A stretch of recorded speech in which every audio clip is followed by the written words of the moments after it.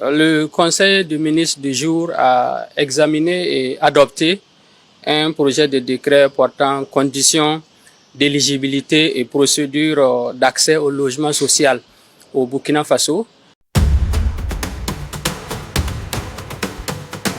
Il s'agit d'un décret d'application de la loi portant promotion immobilière au Burkina Faso qui stipule que les modalités d'accès au logement social sont précisées par voie réglementaire.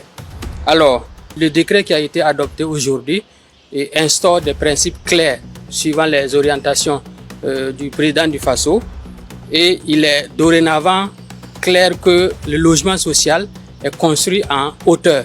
Donc ce sont dorénavant des immeubles d'habitation en hauteur qui seront destinés au logement social.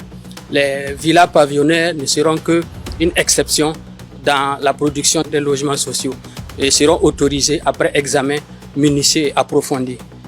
Et pour justifier, pour bénéficier d'un logement social, la condition c'est d'avoir un revenu qui est inférieur à 8 fois le SMIC au Burkina Faso.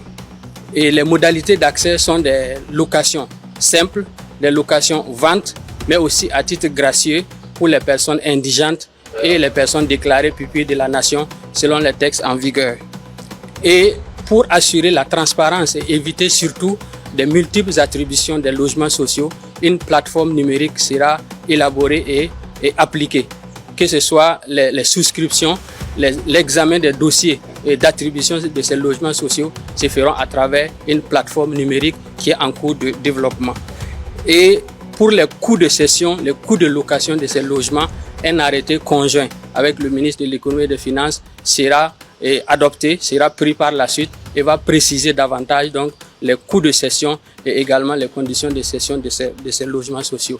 Donc ce décret nous permet véritablement au niveau du ministère de pouvoir avancer, surtout dans l'examen, le traitement des dossiers de demande d'agrément des coopératives de logement social. Ces coopératives-là qui permettent aux citoyens de pouvoir se mettre en groupe et de bénéficier de l'accompagnement de l'État pour pouvoir construire des logements sociaux au profit de leurs membres.